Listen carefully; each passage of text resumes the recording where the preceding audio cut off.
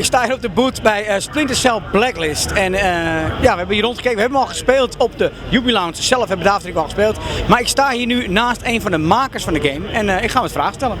Hi. Hi. Can you introduce yourself to our Dutch audience? Sure. I'm Maxime Bella. I'm the creative director on Splinter Cell Blacklist. And it's for the current gen. It isn't for next gen. It's for current gen. Yeah, exactly. It's super cool because we're coming out August 20th. So we're coming out super soon in 2 months. Yeah. And it's for the Xbox and the PlayStation. Xbox 360, PlayStation 3, Wii U, and PC. Also Wii U. Okay. And can you tell me what the difference is between this and the last part, Conviction? What's the difference?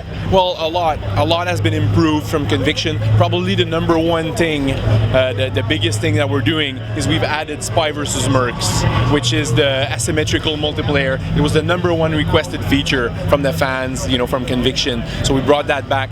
We've got a really big single player campaign. We've got co-op. People loved co-op from Conviction, so that's back. We're showing co-op over here. Co-op is 4 persons now, isn't it? 2-player co-op, yeah. But also most of our maps are playable solo. So you can be playing alone, and we're supporting the online presence. So you can be playing a co-op map all by yourself, and then a friend can join you. You play with him. Then if he goes to bed, you come back. You can play a little bit of solo.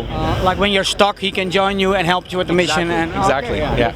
It's always dynamic. You can play solo, and you can integrate the co-op in. Okay, great. Exactly. And that's a multiplayer. Is that like a team deathmatch or? Well, it's very different. So Spy vs. Mercs, for the people that don't know, it's an asymmetrical multiplayer, which means that it's third-person spies, basically Sam Fishers, right? So against first-person shooters. Yeah. So in third person, you're kind of the master of the environment. You can climb, you can go up, you can do some death from above. Versus when you're in first person, you're more like the armored guy with the big guns, a lot of armor. You're the master of the ground, right? And then the idea is that we have different game modes. We've talked about 2 game modes now, and those are called SVM Classic and SVM Blacklist. And those game modes are all about the spies going in and trying to hack terminals to get some data, and the mercenaries, they need to defend those terminals. Okay, so it's an objective game. It's objective game. Yeah. Exactly. And about the single player, is it like the last part? Sam Fisher was going through a lot because of the loss of his daughter and stuff.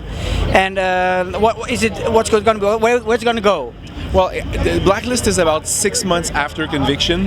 What's interesting, by the way, is that we're doing a graphic novel that's covering what happened between Conviction and Blacklist. So it's available when you pre-order the game at different places. But so we're covering that there. And at the beginning of the game, basically what happens is that Sam is working with Vic, and something happens. The engineers do their first Blacklist attack. The engineers are the name of the bad guys in the game. So they release the first Blacklist attack, and they basically give an ultimatum to the United States: take your troops out of our countries, or we're bringing the war to you. So they do that. They release a countdown with like different attacks on American targets, and then the president calls Sam. She's like, Sam, I need you to stop the Blacklist. I need you to become the leader of Fourth Echelon.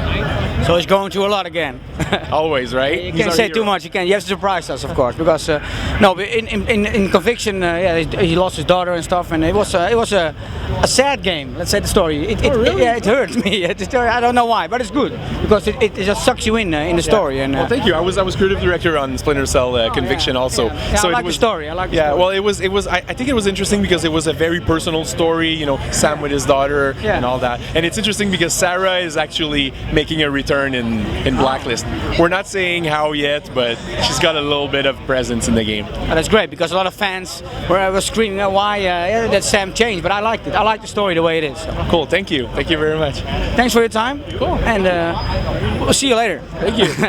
Oké, nou ik sta hier dus nog steeds in de boot en je ziet het, Splinter Cell komt uit. Nog niet voor de next gen, maar komt al snel in augustus. En we gaan het zien. Check jullie later.